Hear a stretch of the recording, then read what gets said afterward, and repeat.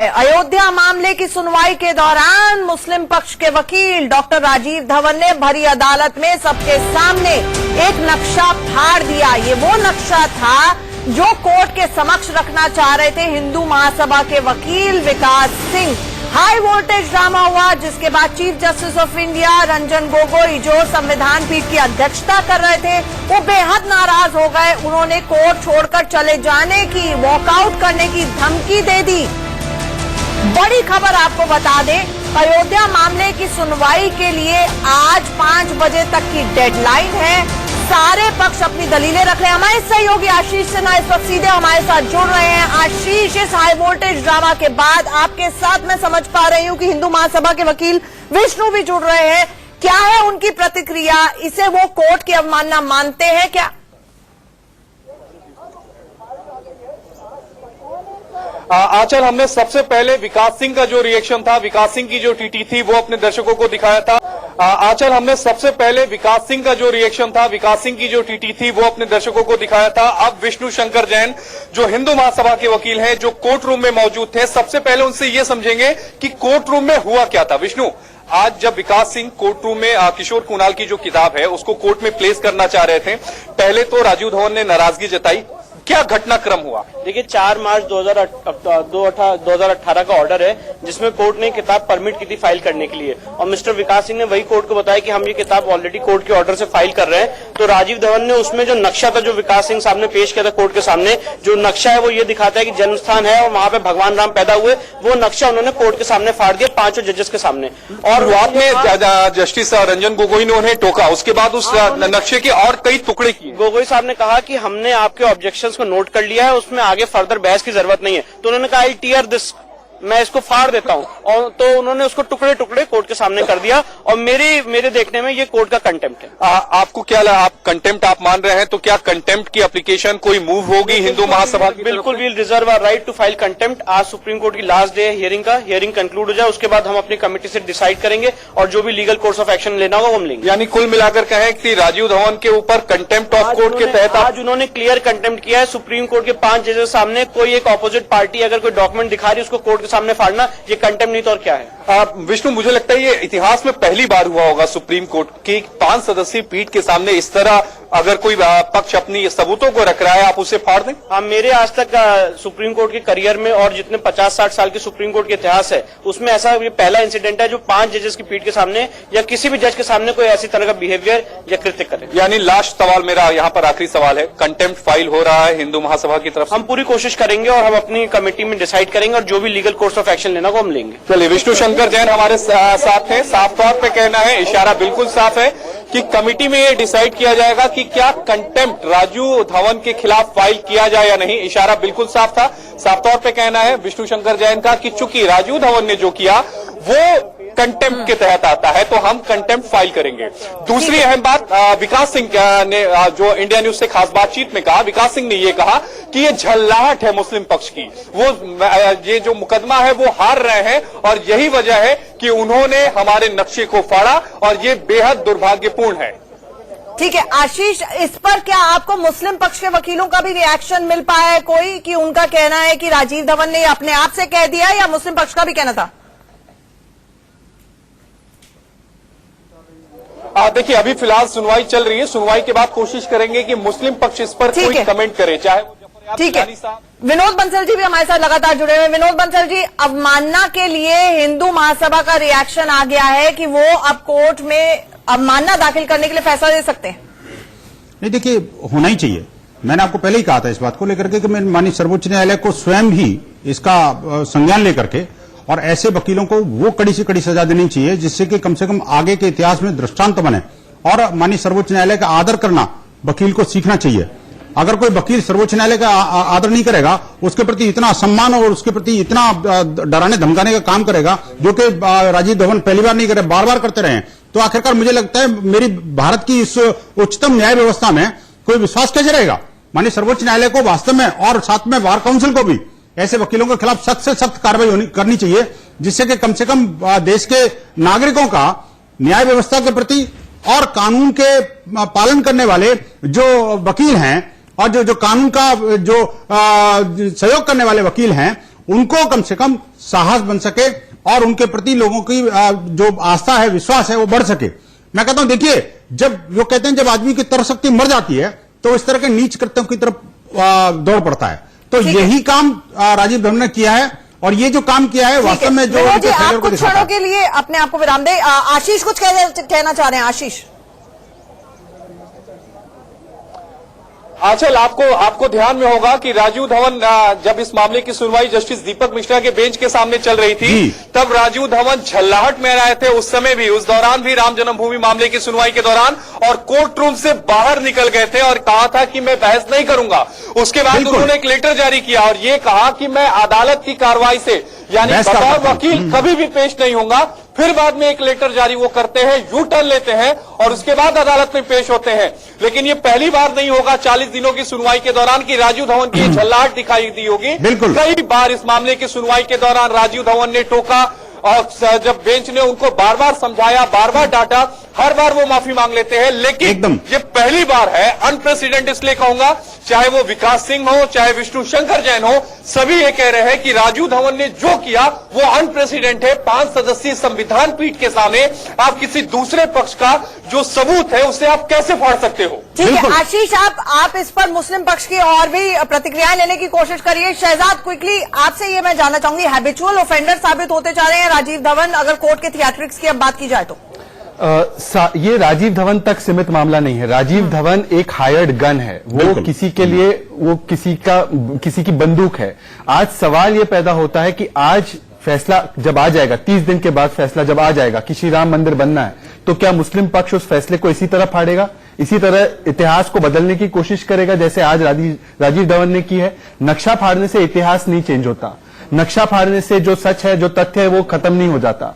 आज सवाल ये पूछा जाना चाहिए, अभी मुझे दिख रहे हैं शराफुद्दीन से सवाल ये पूछा जाना चाहिए, हालांकि ये मुस्लिम पक्ष की तरफ से नहीं बोल सकते, पूरे मुसलमान पक्ष की तरफ से नहीं बोल सकते, पर क्या इससे आज साबित नहीं होता कि कहीं ना कहीं जो मुस्लिम साइड है वो फैसले को मानने के लिए तैयार नहीं है? क्या इससे सवाल पैदा नहीं होता कि आप सुप्रीम कोर्ट का जो फैसला आएगा उसको नहीं मानोगे? इसीलिए आपकी ये प्रतिक्रिया है। इलियास सराफुद्दीन, शहजाद ने जो पूछा, डर है, बौखलाहट है, आखिरी दिन आप नक्शे फाड़ते फिर रहे हैं देश की सबसे बड़ी अदालत में। हंसने की बात नहीं है सर, ये मसला रावणवादी सोच है। इसको समझा रहे हैं कि धार्मिक किताबों से हिंदू पक्ष धार्मिक किताबों से नहीं साबित कर सका, आर्कियोलॉजिकल सर्वे से नहीं साबित कर सका, धमकियों से हिंदू पक्ष साबित नहीं कर सका मंदिर, और कोई भी मूर्ति पूजा नहीं साबित कर सका, तो जजेस को बोल रहे क्रॉस एग्जामिन करिए उनके एविडेंस को, वरना ऐसे दीवाने बातें करके हिंदू पक्ष वाले बेवकूफों की जन्नत में जिंदगी निकाल डालेंगे। क्योंकि हिंदू पक्ष ये पैनलिस्ट उठाया आपने, किसी जानवर को बुलाया हुआ है, किस तरह की भाषा का प्रयोग कर रहे हैं? तो ये बोलने का तरीका है इनका क्या? ऐसे क्रिमिनल्स को ये पैनलिस्ट हो सकते हैं क्या? ये एक नेशनल के डिबेट में इस तरह की भाषा का प्रयोग करेंगे? एक मिनट, आपको रोकना चाहूंगी, आशीष कुछ कह रहे हैं। आंचल, ये मुझे समझ में नहीं आ रहा है, मुस्लिम पक्ष के जो प्रवक्ता हमारे साथ बैठे हुए हैं वो हंस कैसे सकते हैं? ये कोई कागज का टुकड़ा नहीं था, श्री राम जन्मभूमि का नक्शा था जिसे सुप्रीम कोर्ट की संविधान पीठ के समक्ष पढ़ा गया। ये अनप्रेसिडेंट मूव था, ये कोई हंसी का विषय नहीं है कि वहां पर बैठ के आप हंसी कर रहे हैं। श्री राम जन्मभूमि का नक्शा था वो। एक एविडेंस बंसल जी, आज तक देखिए ये इनकी बौखलाहट साफ नजर आ रही है। जो राजीव धवन ने नहीं किया वो आज ये सरफुद्दीन जो है ना, ये सरफुद्दीन बन के आए हैं। ये सराफुद्दीन नहीं है, ये सरफुद्दीन है, ये सर्फ की तरह काम कर रहे हैं। ये जो वो बेल है जिनको 24 घंटे हिंदुस्तान दूध पिलाता है और उसी हिंदुस्तान को खाने के लिए दौड़ते हैं। ये वो करता है इनका। आप मुझे बताइए, आखिरकार बहस जब राम जन्मभूमि हो रही है, कोर्ट पे हो रही है, तो इनको इस तरह की बौखलाहट बड़ी और इस तरह की नीच भाषा का प्रयोग करने का शोभा देता है क्या? एक सवाल पूछ लूं, इलियास जी एक मिनट सुनिए। तोड़ दी बौखलाहट में, इलियास जी एक मिनट रावण के पिल्लों ने मस्जिद तोड़ दी बौखलाहट में। कौन सा मस्जिद? प्रूफ नहीं है। अरे पापी का बना हुआ पाप का ढांचा था, शर्म आनी चाहिए। अगर उस पाप के ढांचे को अगर आप मस्जिद कहते हो तो मुझे लगता है आपसे नीच में कोई हो नहीं सकता। आपसे ज्यादा नीच व्यक्ति को हो नहीं सकता, जो कि पापी के बनाई हुए विदेशी आचरण का दुष्ट द्वारा बनाई गई संपूर्ण भारत को चिढ़ा रही थी और इसको मस्जिद कहते हो। अरे पूरे मुसलमानों को आप कलंकित कर रहे हो। अगर आप उस मस्जिद कहते हो तो आप उसको कलंकित कर रहे हो पूरे मुसलमान समुदाय को। कैसी बात कर रहे हो? वो मस्जिद नहीं थी, वो पाप का ढांचा था जिसको 6 दिसंबर 1992 को राम भक्तों के पास के कारण उसको ढा दिया गया। आखिरकार वो जो है पापी के साथ, बाबर के साथ आप संपूर्ण मुस्लिम समुदाय को नहीं जोड़ सकते। वो बाबरी के साथ आप नहीं जोड़ सकते। आप विदेशी आक्रांता के साथ मुसलमानों को जोड़ते हो तो वास्तव में वही मुसलमानों की जो आज बाबर बन रही है। आप जैसे लोगों के कारण ही संपूर्ण मुसलमान समुदाय बदनाम है। और आज देखिए आज आपका धर्म बदल गया, रिलीजन बदल गया, लेकिन पूर्वज वही रहेंगे, पूर्वज राम ही है। शैलेश तिवारी जी भी हमारे साथ जुड़ रहे हैं। इलियास जी एक मिनट, शैलेश तिवारी जी नक्शा फाड़ दिया और उसके बाद इलियास जी को यहाँ पर हंसी आ रही है, सुप्रीम कोर्ट का माहौल बनाया जा रहा है और इलियास जी यहाँ पर बैठ के हंस रहे हैं।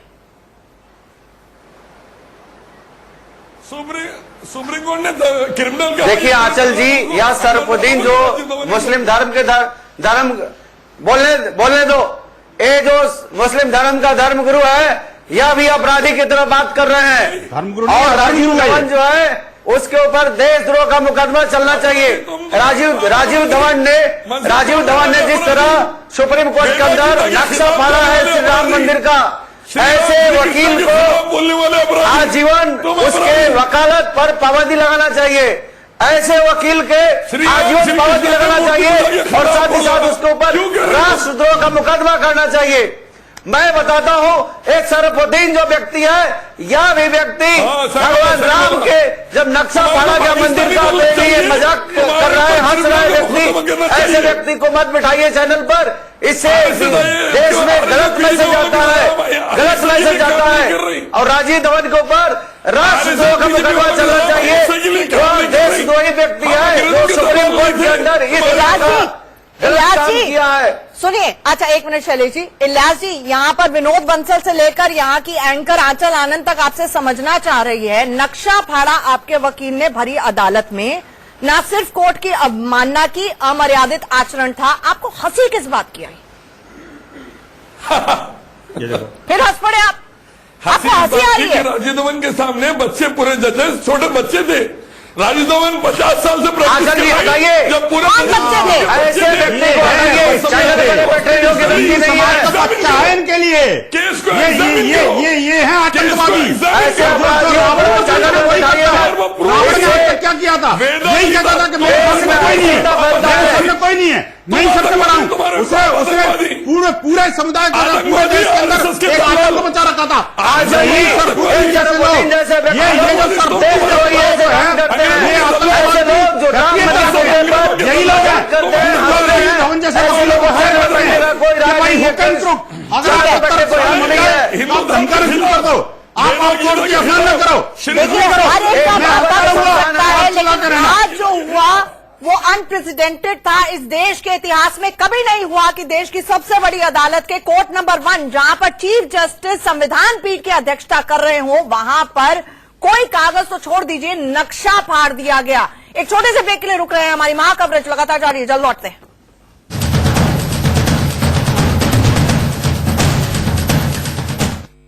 और इस वक्त की बड़ी खबर आपको बता दें, देश की सबसे बड़ी अदालत सुप्रीम कोर्ट से बड़ी खबर आ रही है। सुन्नी वक्फ बोर्ड ने मध्यस्थता पैनल की जो बात कही थी उसको लेकर अब मध्यस्थता पैनल ने सुप्रीम कोर्ट में अपनी रिपोर्ट सौंप दी है। और दूसरी तरफ बड़ी खबर ये आ रही है कि सुप्रीम कोर्ट में कोर्ट नंबर 1 में जिस तरह से डॉक्टर राजीव धवन ने मुस्लिम पक्ष रखते हुए नक्शा फाड़ा, हिंदू महासभा के वकील जो कोर्ट के सामने रखना चाह रहे थे, उसको लेकर हिंदू महासभा अब अवमानना का भी मामला दायर कर सकती है, इसको लेकर फैसला ले सकती है। अमर्यादित आचरण जिस तरह से डॉक्टर राजीव धवन का रहा, बड़ी खबर आ रही है। हमारे साथ एक लगातार बड़ा पैनल जुड़ा हुआ है। विनोद बंसल जी, सबसे पहले मुझे ये बताइए कि अब ये जो हिंदू महासभा का स्टैंड है कि अवमानना होनी चाहिए, इस पर आप क्या कहेंगे?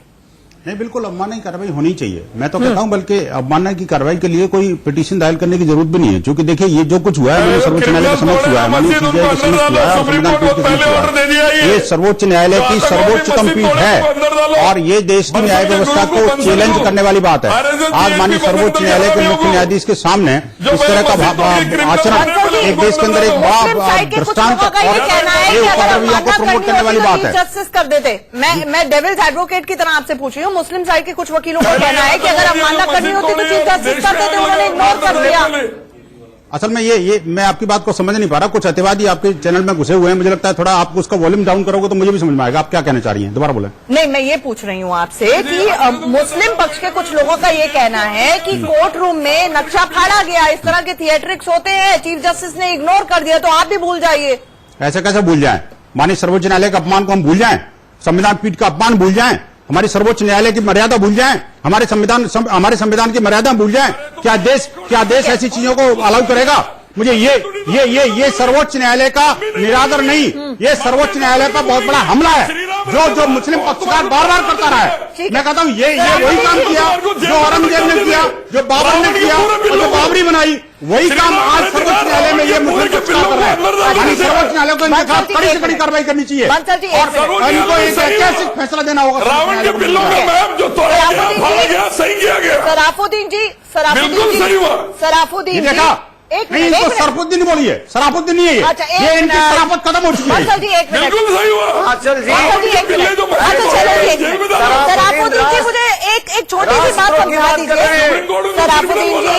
सराफुद्दीन जी एक छोटी सी बात समझा दीजिए, आपकी सुप्रीम कोर्ट में आस्था है या नहीं है? आस्था होती तो बात ही क्या थी। श्री राम रहते तुम लोगों को रावण के पिल्लों में अंदर डाल देते थे अभी तक।